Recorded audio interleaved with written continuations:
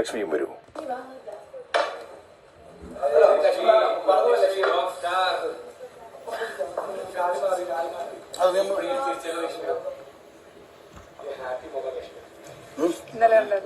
മാർക്കിൽ നിൽക്കൂ.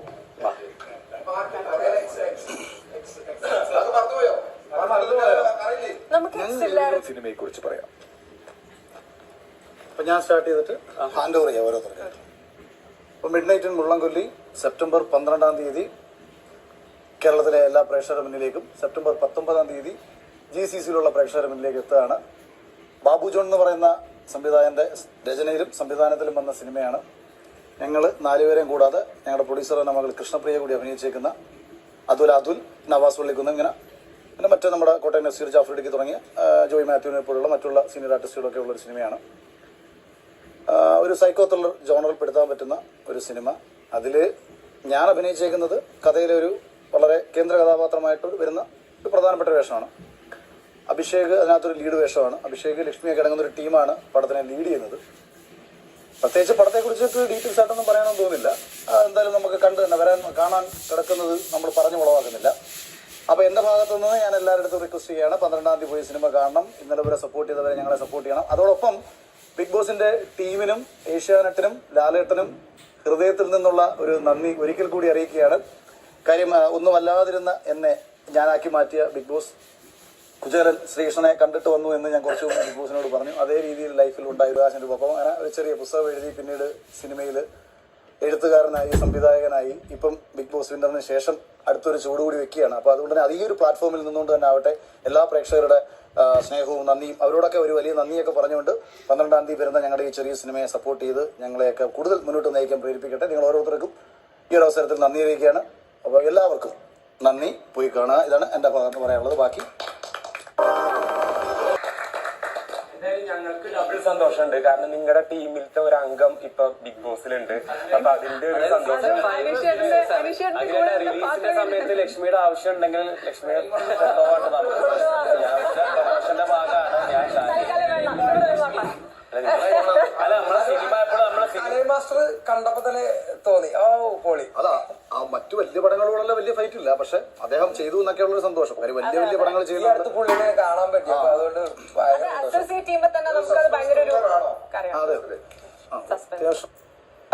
സൈക്കോ ത്രില്ലറാണ്. പിന്നെ വേറെ എന്തായാലും നിങ്ങൾക്ക് ചോദിക്കാൻ നിങ്ങൾ ബിഗ് ബോസ് ചെയ്തതിനു ശേഷം സിനിമ ചെയ്തു ആള് ആ സിനിമ ഇവിടെ കളിയാക്കുന്നുണ്ട്. ഇതിന്റെ പ്രൊമോഷൻ വേണ്ടി മാത്രം വന്ന ഇവിടെ ഞാനൊന്നും ചെയ്യുന്നില്ലെന്നൊക്കെ പറയുന്നു.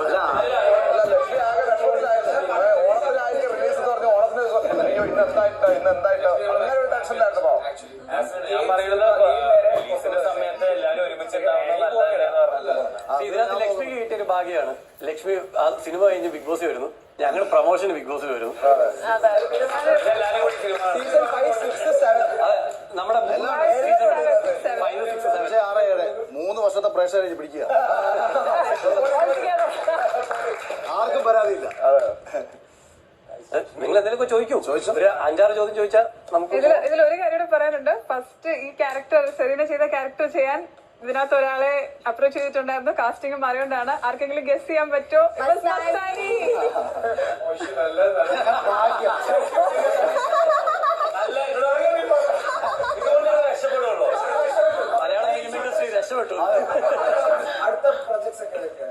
ഇപ്പൊ ഞാൻ റൈറ്ററായിട്ട് വരുന്ന നെക്സ്റ്റ് സബ്ജക്ട് വരുന്നുണ്ട്. അതിൽ പൂജയും കാര്യങ്ങളൊക്കെ കഴിഞ്ഞു. നമ്മുടെ ബിഗ് ബോസ് ഉള്ള ഒരാളെ ഞാൻ സെലക്ട് ചെയ്തിട്ടുണ്ട്. അത് കഴിഞ്ഞിട്ട് ഒരു പ്രൊജക്ട് കൂടെ ഉണ്ട്. ഉറപ്പായിട്ടും ഈ സീസണിൽ നിന്ന് ഒരാളെ ഞാൻ പടം ഡയറക്ട് ചെയ്ത സമയത്ത് പ്രൊമോഷൻ വന്നപ്പോ ആ ഷോയിലില്ലായിരുന്നു നമ്മുടെ. അതുകൊണ്ട് തന്നെ അടുത്ത പടങ്ങളൊക്കെ വരുമ്പോ പാട്ട് പാടാനുള്ള എന്തെങ്കിലും പരിപാടി ഉണ്ടെങ്കിൽ ഞാൻ ഡയറക്ഷൻ ഫോക്കസ് ചെയ്യാൻ തന്നെ പ്ലാൻ ചെയ്തിരിക്കുകയാണ്. പിന്നെ ഞാൻ ഇങ്ങനെ തിരക്കും പല പരിപാടികളും ഇങ്ങനെ മിക്സപ്പ് ആയി പോയിക്കൊണ്ടിരുന്നോണ്ട് ഇനിയൊരു സിനിമ ചെയ്യുമ്പോഴത്തേക്ക് സമയം എടുത്ത് ചെയ്യണ്ടേ. അപ്പം അതിന് വേണ്ടിയിട്ട് ഇനിയിപ്പോൾ മാറ്റി വെക്കാന്നുള്ളൊരു പ്ലാനിലാണ് ഞാൻ. കാര്യം മനസ്സുകൊണ്ട് എൻജോയ് ചെയ്യുന്ന ഒരു പ്രോസസ് അതാണ്. ഇനി ഇത് അഭിനയിച്ചത് നന്നായി ആരെങ്കിലും അഭിനയിക്കാൻ വിളിച്ചാൽ പോകും കേട്ടോ. ഇല്ല ഇനിയിപ്പോൾ ആർക്കും ഇവനെ വിളിക്കേണ്ടത് വിളിക്കട്ടെ. അഖിലിനോടൊരു ചോദ്യം, അതായത് മറ്റേ ഇനി ഡയറക്ഷനിലേക്ക് തിരിച്ച് അത് തന്നെയാണ് മനസ്സുകൊണ്ട് എൻജോയ് ചെയ്യുന്ന ഒരു പ്രോസസ്സ് അതാണ്. പക്ഷെ അത് സിനിമ ഒരുപാട് മാറി. അപ്പൊ നമ്മുടെ പണ്ട് നമ്മൾ പഠിച്ചു വന്നു, നമ്മൾ സത്യനന്ദിക്കാട് സാറിനെയും ശ്രീനിവാസൻ അങ്ങനെ ആ ഒരു കാലഘട്ടത്തിൽ ഈ ലെജൻസിനെ കണ്ടു പഠിച്ചു. ഇനിയിപ്പോ ഈ പുതിയ പിള്ളേർക്കൊപ്പം പിടിച്ചു നിൽക്കണമെന്നുണ്ടെങ്കിൽ തോട്ട്സ് അത്ര അപ്ഡേറ്റ് ആവണം. അപ്പൊ അങ്ങനെ ഒരു സിനിമ ചെയ്യണം എന്നുള്ള ഒരു ആഗ്രഹമുണ്ട്. അതനുസരിച്ച് ഒരു സബ്ജക്റ്റ് ഒക്കെ വന്നാൽ 100% മൂവി.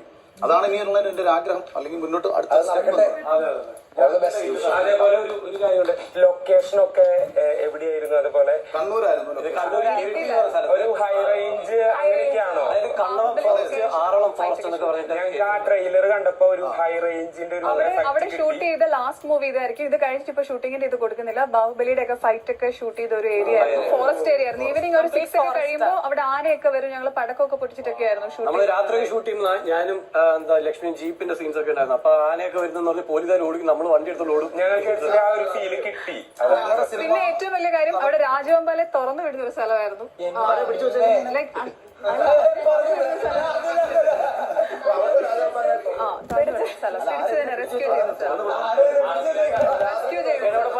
പിന്നെ എങ്ങനെ അവള് പറയണ്ടത്? അപ്പൊ അങ്ങനെയാണെങ്കിൽ പ്രൊമോഷൻ വരേണ്ടി വരും കേട്ടോ.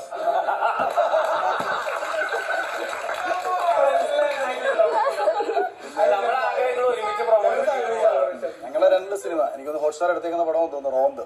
അതും നമ്മുടെ പടവും സെയിം ടൈമിൽ ഷൂട്ട്. ഈ പറഞ്ഞ ഒരു എക്സ്പീരിയൻസ് ഗെയിൻ ചെയ്തിട്ട് ഒരു പടം ചെയ്യുമ്പോൾ അതിൽ എന്തൊക്കെയാണ് വ്യത്യാസം? അല്ല, 2 പ്രശ്നമുണ്ട്. ബിഗ് ബോസ് കഴിയുമ്പോൾ നമ്മളെ ഓഡിയൻസ് ഭയങ്കരമായിട്ട് ശ്രദ്ധിക്കും. നമുക്ക് 2 രീതിയിൽ പ്രയോജനപ്പെടുത്താം. നന്നാക്കി പ്രയോജനപ്പെടുത്താം, മോശമാക്കി പ്രയോജനപ്പെടുത്താം. ഫസ്റ്റ് ഓഫ് ഓൾ പ്രൊമോഷൻ ഒരു പടത്തിന് ഭയങ്കര പാടാണ് ഈ കാലത്ത്. അപ്പൊ നമ്മൾ വരുമ്പോൾ പ്രൊമോഷൻ ഈസി ആയിട്ട് നടക്കുന്നുണ്ട്. അത് സിനിമാക്കാർക്ക് ഫേസസ് ആയി മാറില്ല. അത്ര അത് മാത്രമല്ല, ഇപ്പൊ പണ്ടത്തെ വലിയ നടന്മാരെന്നുള്ളതല്ല, ഇപ്പൊ നമ്മുടെ കണ്ടന്റിനാണ് ഇപ്പൊ എല്ലാം ഫാൻസ് ഉള്ളതും ആൾക്കാർ കയറി കാണുന്നത്. എത്ര വലിയ നടനാന്ന് പറഞ്ഞിട്ട് കാര്യമില്ല, പക്ഷെ കണ്ടന്റ് ഉണ്ടെങ്കിൽ ആൾക്കാർ കയറി കാണും. ഇപ്പൊ നല്ല കണ്ടന്റ് നമ്മൾ ചെയ്താലും ജനങ്ങൾ കയറി കാണും. അതിനകത്ത് നമ്മളൊക്കെ ഒരു ഭാഗ്യമുള്ളത് ഒരു പ്രൊഡക്ഷൻ ടീമിന് പറഞ്ഞ് പരിചയപ്പെടുത്തേണ്ട കാര്യം വരുന്നില്ല. ഇന്നൊരാളാണെന്ന് അത് മാക്സിമം യൂട്ടിലൈസ് ചെയ്യാം. അതാണ് നിങ്ങൾക്ക് കിട്ടിയേക്കുന്ന ഏറ്റവും വലിയ ഭാഗ്യം, ഞങ്ങൾക്ക് ഇന്നലകളിൽ കിട്ടിയ വലിയ ഭാഗ്യം. അപ്പൊ അത് 100% ആത്മാർത്ഥതയോടുകൂടി തന്നെ. അതെനിക്ക് ഭയങ്കര റിലേറ്റബിൾ. നിങ്ങൾക്ക് പലർക്കും ഉണ്ടോന്ന് അറിയില്ല, ഞാൻ ബിഗ് ബോസിൽ വന്നത് ഒരാൾക്കും എന്നെ അറിയത്തില്ലായിരുന്നു. ഞാൻ ഭയങ്കര ന്യൂ ഫേസ് ആയിരുന്നു. അപ്പൊ എന്റെ റെസ്പോൺസിബിലിറ്റി ആയിരുന്നു ഞാൻ എന്നെ എസ്റ്റാബ്ലിഷ് ചെയ്യുക, ഈ ഷോയിലൂടെ ആൾക്കാരിലേക്ക് എത്തിക്കുക. അത് എന്റേതായ സമയം എടുത്ത് ഞാൻ ചെയ്തതാണ്. അത് ഇങ്ങോട്ടേക്ക് വരുമ്പോഴത്തേക്കിന് ഇപ്പം ബിഗ് ബോസ് ത്രൂ കിട്ടിയ ഒരു സംഭവം പിന്നെ നമ്മൾ കൺവേർട്ട് ചെയ്തെടുത്ത ഒരു പ്രേക്ഷക പ്രീതി ഉണ്ടല്ലോ, അതാണ് നമ്മളെ ഇങ്ങോട്ടെത്തിയേക്കുന്നത്. അതേപോലെ ഒരു കാര്യം കൂടെ, ഈ പടം ചെയ്തുകൊണ്ടിരിക്കുമ്പോ ഏറ്റവും പ്രഷ്യസ് ആയിട്ടുള്ള അല്ലെങ്കിൽ ഏറ്റവും ഇഷ്ടം തോന്നിയ ഒരു അനുഭവം അങ്ങനെ എന്തെങ്കിലും പറയാൻ പറ്റുമോ ഈ പടത്തില്? അല്ല, അത്തരം അനുഭവം അല്ല. എന്നെ സംബന്ധിച്ച് ഞാൻ ഇതിനകത്ത് കുറെ ഫൈറ്റ് ചെയ്യുന്നുണ്ടായിരുന്നു. സത്യത്തിൽ ഞാൻ 2010 തൊട്ട് സിനിമയിൽ ചാൻസ് ചോദിച്ച് നടക്കുക, അസിസ്റ്റന്റ് ആവുക, അങ്ങനെ പല പരിപാടി ചെയ്തതിൽ ഫൈറ്റ് സീൻ കണ്ടിട്ടില്ല. കാര്യം ഞാൻ ആ ടൈപ്പ് പടങ്ങളിലല്ല വർക്ക് ചെയ്തിട്ടുള്ളത്. ഫൈറ്റ് ലൈഫിൽ കാണാത്ത എന്നെ കൊണ്ട് ഫൈറ്റ് ചെയ്യുമ്പോൾ അതാണ് കലയ മാസ്റ്റർ ഒരു ഭയങ്കര പ്ലസ് ഞാൻ പറഞ്ഞു. പുള്ളി ആ ഒരു എക്സ്പീരിയൻസ് എന്നെ സംബന്ധിച്ച് എനിക്കൊരു പുതിയ സാധനമായിരുന്നു. അന്ന് ഞാൻ മമ്മൂക്കയെ കണ്ടപ്പം ഞാൻ പിന്നീട് മമ്മൂക്ക അനുഗ്രഹം മേടിക്കാൻ വേണ്ടി പോയായിരുന്നു. അപ്പൊ അദ്ദേഹത്തോട് ഞാൻ ഇത് പറഞ്ഞു, ടർബോ എന്ന് പറയുന്ന സിനിമയിൽ ഈ പ്രായത്തിൽ മമ്മൂക്ക ഹെവി ഫൈറ്റാണ് ചെയ്ത് വെച്ചേക്കുന്നത്. അപ്പൊ ഫൈറ്റ് ചെയ്തപ്പോഴത്തേക്ക് ഉള്ള ബുദ്ധിമുട്ട് നമുക്കറിയാം. ആക്ച്വലി നമ്മൾ ഒരാളെ ഇടിക്കുന്നില്ലല്ലോ, ഇത് എളുപ്പമാണ്, ഇതാണ് പ്രയാസം. അപ്പൊ ഈ ഷോൾഡർ ലൊക്കേഷനൊക്കെ സംഭവിക്കാനുള്ള കാര്യം ഒരാളെ ഇടിക്കാതെ നമ്മൾ ഫൈറ്റ്, അപ്പൊ അത് ഭയങ്കര പ്രയാസമുള്ള പരിപാടി എനിക്ക് ഫീൽ ചെയ്തു. അപ്പോഴാണ് എനിക്ക് അത്ഭുതം തോന്നിയത്, ഈ ഫൈറ്റ് സീൻ നമ്മൾ ചുമ്മാതെ കണ്ടങ്ങ് കളയുന്ന പല സീനുകൾക്ക് പിന്നിൽ വരുന്ന എഫേർട്ട്. ഞാൻ മമ്മൂക്ക എടുത്ത് അത്ഭുതത്തോടെ പറഞ്ഞു. അതെ, മമ്മൂക്കയും പറയുന്നുണ്ട് അത് ഭയങ്കര റിസ്ക് ആണ്, അത് ലൊക്കേഷനൊക്കെ സംഭവിച്ചിട്ടുണ്ട്.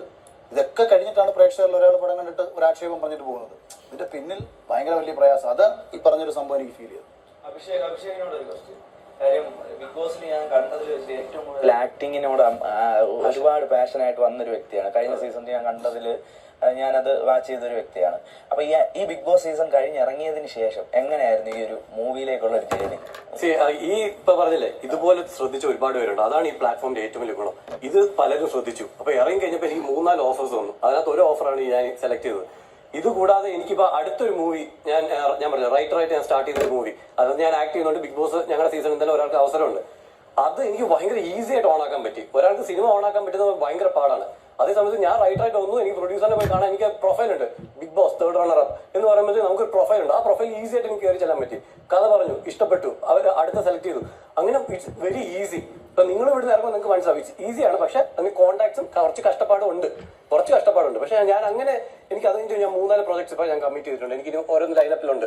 അപ്പൊ ഇതൊക്കെ ഈ ഒരു പ്രൊഫൈലിൽ നിന്ന് കിട്ടിയതാണ്. അപ്പൊ അതാണ് അത് ഈ പറഞ്ഞ പോലെ ഈ ജനങ്ങളെല്ലാം കണ്ടു. ഞാൻ ഇവിടെ സിനിമയ്ക്ക് വേണ്ടിയാണ് ഞാൻ ഇവിടെ വന്നത്, ഈ സിനിമ എന്ന സ്വപ്നമാണെന്നുള്ളത് ജനങ്ങൾ കണ്ടു. അത് കണ്ടിട്ട് അത് അക്സെപ്റ്റ് ചെയ്ത് എനിക്ക് അവസരങ്ങൾ കിട്ടി. അല്ല, അതിലൊരു ബെസ്റ്റ് എക്സാമ്പിൾ ഞാൻ പറയാം. പണി സിനിമയിൽ അതിഗംഭീര പെർഫോം ചെയ്തിട്ടുള്ളതാണ് സാഗർ. അറിയാലോ. അപ്പൊ അത് എവിടെ നിന്ന് വന്നു? ജോയിച്ചേട്ടൻ ബിഗ് ബോസ് കണ്ടു. മലയാള സിനിമയിലെ പല സംവിധായകരും, ഷാജി കൈലാസ് സാറ് എന്നെ വിളിച്ചിട്ട് ആദ്യം അദ്ദേഹം ബിഗ് ബോസ് കണ്ടിട്ട് മോനെ നിന്നെ വെച്ചൊരു പടം ചെയ്യണോടാ. അങ്ങനെ പലരും നിങ്ങൾ പ്രതീക്ഷിക്കാത്ത പലരും നിങ്ങളെ കാണുകയാണ്.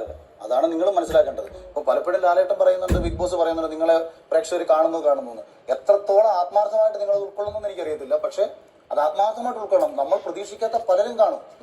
അൻവർ റഷീദിനെ പോലെ സംവിധായകർ, ലിജോ ജോസ് പല്ലിശ്ശേരിയെ പോലെ സംവിധായകരൊക്കെ ഇത് കാണുന്നുണ്ട്. അവർക്ക് ചിലപ്പോൾ നിങ്ങളുടെ ഒരു ക്യാരക്ടറായിരിക്കും അവരെ ഒരു സിനിമയ്ക്ക് വേണ്ടത്. അപ്പൊ ക്യാരക്ടറൈസേഷൻ ഉണ്ടാക്കിയെടുക്കുക. ഈ ഹൗസിൽ നിൽക്കുന്ന 18 പേരും 18 സ്വഭാവത്തിൽപ്പെടുന്നവരാണ്. അപ്പൊ നിങ്ങളുടെ ഒരു ക്യാരക്ടർ ബിൽഡപ്പിന് ഗംഭീര പ്ലാറ്റ്ഫോമാണത്. അപ്പൊ അതാണ് ഇതിനകത്ത് ഞാനിപ്പം ഒരു സജഷനെ പോലെ ഉപദേശിക്കാൻ പറ്റത്തില്ല. കാര്യം സംസ്കൃത പരീക്ഷയ്ക്ക് മാർക്ക് മേടിച്ചവന് ഹിന്ദി പരീക്ഷ എഴുതാൻ പോകുന്നതിന് ഉപദേശിക്കാൻ പറ്റത്തില്ല. സീസൺ 5 വേറൊരു പ്ലാനാണ് ബിഗ് ബോസ് ടീമിനുണ്ടായിരുന്നത്. ഇതിൽ വേറൊരു പ്ലാനാണ്. അതുകൊണ്ട് ഉപദേശത്തിന് അർത്ഥമില്ല, സജഷനുകളെ മാത്രമേ പറയാൻ പറ്റൂ. ആ സജഷനാണ് ഈ പറഞ്ഞത്. നിങ്ങളുടെ ക്വാളിറ്റി കണ്ടന്റുകൾ കൊടുക്കുക, അതാണ് നിങ്ങൾ ചെയ്യേണ്ടത്. അപ്പൊ ഇത് കാരണം ഒരുപാട് ഡയറക്ടേഴ്സ്, ഒരുപാട് പ്രൊഡക്ഷൻ കമ്പനിയിലുള്ള ആൾക്കാർ, മെയിൻ ആൾക്കാരെല്ലാം ഇത് കാണുന്നുണ്ട്. നിങ്ങൾ ഒട്ടും വിചാരിക്കില്ല ഇറങ്ങുമ്പോഴായിരിക്കും ഇവരൊക്കെ ബിഗ് ബോസ് കാണുന്ന ആൾക്കാരാണോ നമ്മൾ ഞെട്ടും. അവർ വന്ന് ഞാൻ നിന്നെ കണ്ടിട്ടുണ്ട് കേട്ടോ, നീ കൊള്ളായിരുന്നു എന്ന് പറയുമ്പോൾ നമ്മൾ അപ്പോഴായിരിക്കും ഇവരൊക്കെ ഇത് കാണുന്നുണ്ടോ എന്നുള്ളൊരു ചിന്ത വരും. അപ്പൊ അതുകൊണ്ട് നിങ്ങൾ നിങ്ങളുടെ ക്വാളിറ്റി, നിങ്ങളുടെ കണ്ടന്റ് ക്വാളിറ്റി എല്ലാം കീപ്പ് ചെയ്ത് പോവുക. പിന്നെ അഭിഷേക് പറഞ്ഞു ഈസി എന്നല്ല, ഒന്നും ഈസി അല്ല. പരിശ്രമം, കഴിവ്, ഇതിനെല്ലാം കൂടെ കണക്റ്റഡ് ആക്കി കൊണ്ടുവരുമ്പോഴാണ് നമുക്കിത് കൺവേർട്ട് ആയിട്ട് കിട്ടുന്നതെന്ന് ആലോചിക്കുക. ഒരാൾക്ക് കിട്ടി എന്നുള്ളത് വേറൊരാൾക്ക് കിട്ടത്തില്ല. മലയാള സിനിമയിൽ അസിസ്റ്റന്റ് ഡയറക്ടറായിട്ടും ജൂനിയർ ആർട്ടിസ്റ്റായിട്ടും ദിലീപ് ഏട്ടനായി മാറി. ജോജു വർഷങ്ങളോളം സിനിമയിൽ അസിസ്റ്റന്റ് ആയിട്ട് നിന്നു. അദ്ദേഹം മലയാളത്തിലെ ഒരു സ്റ്റാറായിട്ട് മാറി, പ്രൊഡ്യൂസറായിട്ട് മാറി. അപ്പോൾ വ്യത്യാസങ്ങളുണ്ട്. നമ്മളത് സക്സസ് ആയിട്ടുള്ള ഓരോ മനുഷ്യനും എങ്ങനെയാണ് സക്സസ് ആയെന്നുള്ളത് നോക്കി മുന്നോട്ട് പോവുക. എന്റെ ജേർണി ഈസി അല്ലായിരുന്നു. എന്റെ ജേർണി എന്ന് പറഞ്ഞാൽ ഞാൻ ജൂനിയർ ആർട്ടിസ്റ്റ് ആയിട്ട് സ്റ്റാർട്ട് ചെയ്തതാ. അനുമോൾക്കൊക്കെ അറിയാം. അനുമോളുടെ കൂടെ ഒക്കെ ഞാൻ ആൽബം ഒക്കെ ചെയ്തിട്ടുണ്ട്. ആ സമയത്ത് ഞാൻ ഒന്നുമല്ല, അത് അവൾക്കും അറിയാം. അപ്പൊ അങ്ങനെ ഓരോരോ സ്റ്റെപ്പ് വെച്ച് സ്റ്റൺമാനായി ജൂനിയർ ആർട്ടിസ്റ്റ് നിന്നും പിന്നെ ഒരു ചെറിയ റോളുകൾ അവിടെ ഇവിടെ പരസ്യത്തിൽ ചെയ്യാൻ തുടങ്ങി.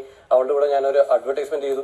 അങ്ങനെ മ്യൂസിക്കൽ ആൽബം ചെയ്തു, അഡ്വർടൈസ്മെന്റ്സ് വേറെ ചെയ്തിട്ടുണ്ട്. അങ്ങനെ ഓരോ സ്റ്റെപ്പ് എടുത്ത് വെച്ച് 2 പടത്തിൽ ചെറിയ വേഷം ചെയ്തു. അങ്ങനെയാണ് എനിക്ക് ബിഗ് ബോസ് എന്ന പ്ലാറ്റ്ഫോം കിട്ടുന്നത്. ഇത് വലിയൊരു സ്റ്റെപ്പിംഗ് സ്റ്റോൺ ആയിരുന്നുണ്ട്.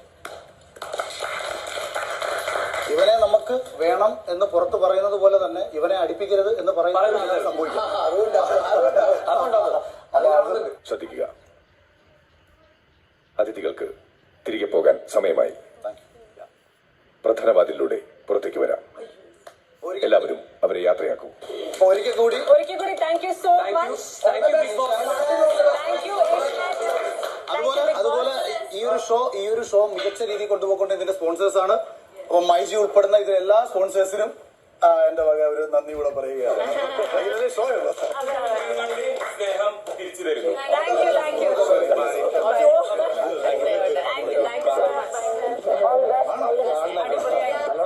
ചെക്കൻ എന്റെ ഫാനാണ്.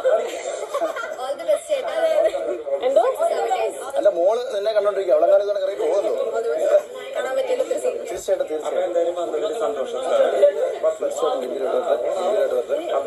വന്നതിൽ ഒരുപാട് സന്തോഷം സാർ. എല്ലാം മുകളിൽ നിന്ന് കാണുന്നുണ്ട്. ഒരു ഡയലോഗ് ഉണ്ടല്ലോ, അതാണ്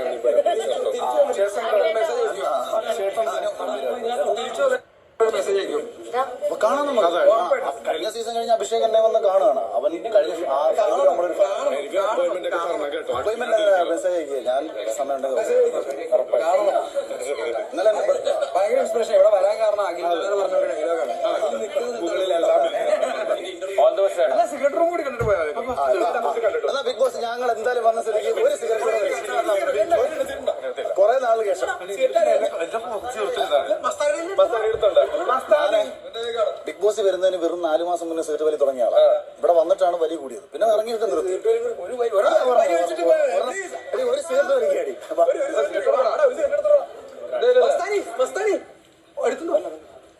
ഇപ്പൊ ലാസ്റ്റ് സീരിയൽ ചെയ്തിട്ടാണ് വരുന്നത്. അതോ ഞാൻ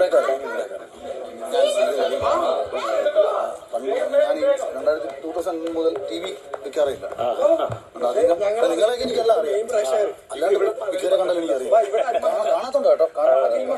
പരിചയപ്പെടുത്തുമ്പോഴാണ് പലപ്പോഴും വളരെ മനസ്സിലാവും. ഞാനിത് വന്നപ്പോഴുള്ള ആഗ്രഹം. ഇതാണ് നമ്മുടെ സിഗരറ്റ് റൂം. അതെ അത് നല്ല തീമാണ്. അഖില നേരെ അങ്ങോട്ട് പോയോ? അഖിലേട്ടൻ നേരെ അത് പുള്ളിയുടെ പഴയ സ്ഥലമാ. ഇതാണ് നമ്മളെ പരിദോഷം. പ്രൊമോഷൻ എന്തൊക്കെയാ? അഖിലേട്ടന്റെ സ്ഥലത്ത് കയറിയിരുന്നു. എന്തോ അഖിലേട്ടാ കണ്ടു നല്ലതാ. എല്ലാരും കയറിയിട്ടുണ്ട്. പുള്ളിക്ക് പറ്റി വന്നാ പിന്നെ സ്ഥിരമുള്ള സ്ഥലത്ത് കയറുമല്ലോ. എപ്പോഴും ആ ഏരിയയിലാണല്ലോ. ജയിലില് വാഷ്റൂം ഇല്ല അല്ലേ? അപ്പൊ നിങ്ങൾ എങ്ങനെ?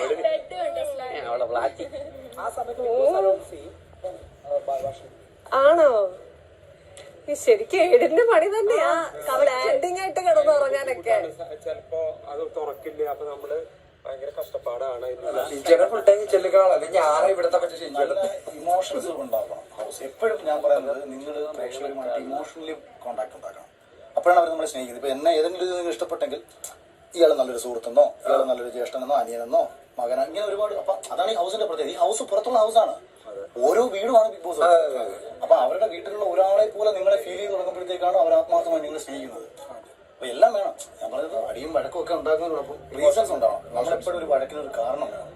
സേതുമാധവൻ കീരിക്കാടൻ ജോസിനെ അടിച്ചാൽ നമ്മൾ കൈയടിക്കും. സേതുമാധവൻ അച്ഛനെ അടിച്ചാൽ അത് ശരിയല്ല. ആക്ട് ഒന്നാണ്. അടിയെന്ന് പറഞ്ഞാൽ ചെയ്തേക്കുന്നത്.